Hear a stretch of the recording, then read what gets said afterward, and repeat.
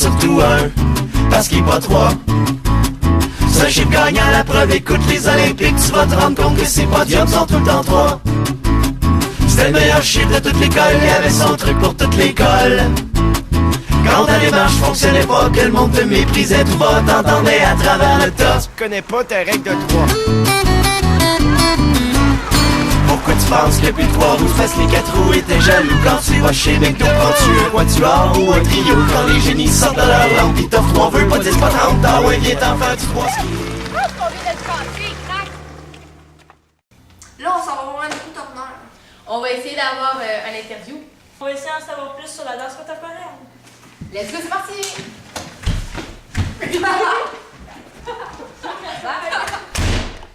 Andrew Turner, chorégraphe et danseur de danse contemporaine. De quoi? De danse contemporaine. La danse contemporaine naît en Europe et aux États-Unis après la Seconde Guerre mondiale. Résultant d'une volonté de se démarquer des générations antérieures, les danseurs contemporains ont mélangé plusieurs styles de danse. Donc, la danse contemporaine est une danse libre et en perpétuel changement. Fait qu'il n'y a pas une danse contemporaine qui est pareille. Ça dépend du chorégraphe.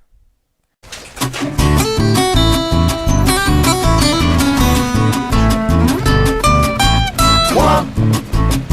À côté de lui, un et deux, on l'a les œufs, mais surtout un, parce qu'il est pas trois.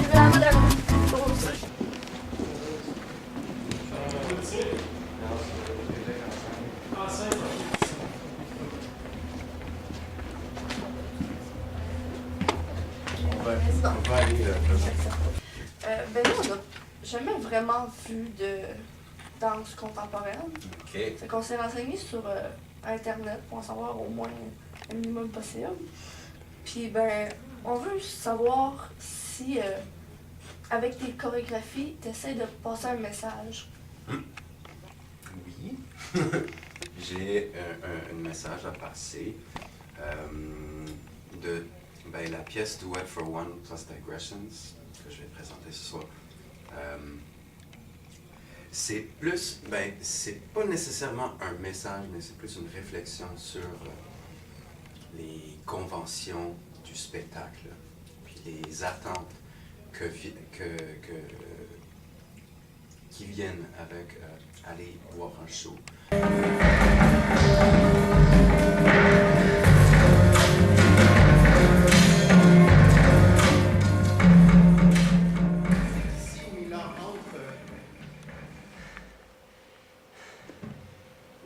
C'est comme une balle tirée, comme un locomotive.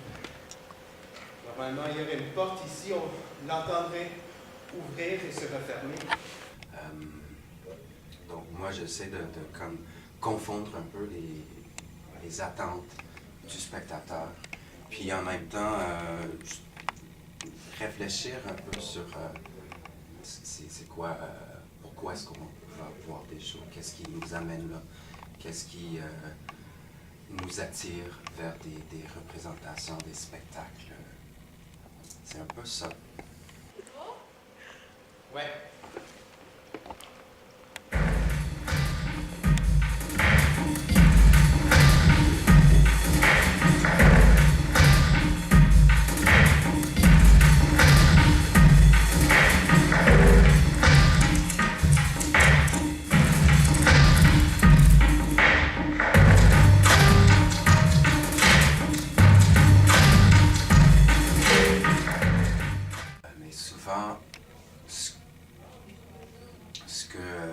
Ce qu'on veut, c'est plus provoquer une réflexion du spectateur. Donc, c'est vraiment le spectateur qui fait son propre... je manque des mots aujourd'hui, là. Interprétation du show. Puis c'est vraiment... les deux se rejoignent dans le milieu. Ce que moi je dis, puis ce que toi tu vois, c'est vraiment quelque chose qui se passe en milieu de nous. Puis ça va être propre à chaque personne. Ça va être différent pour chaque.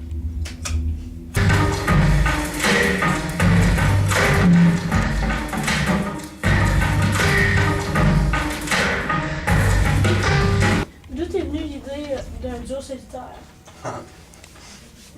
Ça m'est arrivé une fois, là. Quand j'étais à l'université, c'était en fait ma première show. J'étais tout excité, tu sais, j'avais un duo avec une fille, je ne savais pas une belle danseuse. Elle n'a pas pu venir au show, donc j'ai été mal pris là, mais j'ai décidé de le faire quand même, puis juste d'expliquer aux gens ce qui est arrivé sur scène, puis ça a donné que c'était drôle au premier lieu. Ouais, c'était drôle, puis en fait la pièce, je me suis rendu compte que c'était mieux que ça l'était avec la fille. Parce qu'il y avait tout cet autre niveau de lecture de... Elle a une qualité comme une force de nature. Elle a des mouvements de bras comme ça, mais mieux. On peut quasiment voir les traces d'énergie qu'elle laisse qui résonnent dans l'espace. Pourquoi la danse contemporaine au lieu d'une autre danse, une autre sorte de danse? Ben, je dirais, la danse contemporaine, c'est un champ très très large qui comprend beaucoup de différents types d'influences. Ça vient premièrement des traditions de la danse classique, le ballet, tout ce qui est danse, qui est mis dans un théâtre pour un public qui est assis au lieu du danse sociale. Mais aussi la danse contemporaine prend les influences du breakdance, du flamenco, du capoeira. Donc pour moi, c'est juste une façon de vraiment voir plusieurs différents styles en même temps et l'incorporer dans un contexte où je vais dans le théâtre puis je la montre. Ouais.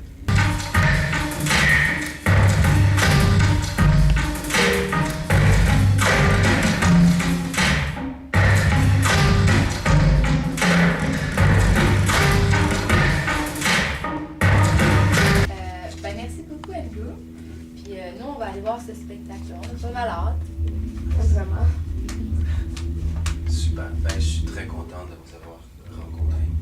Puis c'est encourageant de voir des jeunes si engagés comme ça pour les arts de la scène. C'est très cool. On s'en va écouter le spectacle de danse contemporaine. C'est parti! C'est parti!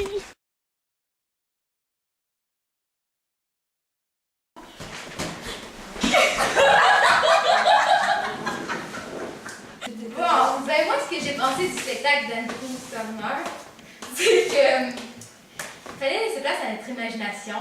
Puis c'était vraiment le fun parce que tout au long, il a fait un duo seul. Fallait s'imaginer sa partenaire, c'était vraiment le fun. À la fin, en plus, elle est arrivée, puis ça nous a donné une deuxième perception du spectacle. La danse contemporaine, ça expliquait une histoire, puis exprimait des sentiments. Puis pour ma première expérience, c'était... Moi, personnellement, ce que j'ai pas aimé, c'est que il faisait comme s'il était désorganisé, puis que j'ai trouvé que l'histoire était pas claire. J'ai pas compris le message qu'il voulait faire passer, puis je pense que l'erreur que j'ai faite, c'est de pas avoir été assez ouverte à de découvrir de nouvelles choses.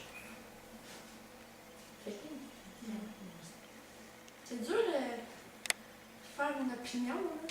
C'était soufflant. Oui. Cédric, tu commences à avoir de la barbe? J'ai trouvé le spectacle très lent. Je comprenais pas vraiment ce qu'il voulait dire. Je m'attendais à voir quelque chose de plus rythmé. Parce que tout de nos jours est rythmé. Qu'est-ce que c'est rythmé? Mais la TV, la musique, ça fait de choses. Ouais. C'était pas habitué à tout ce qui est lent. Ouais. C'est ça.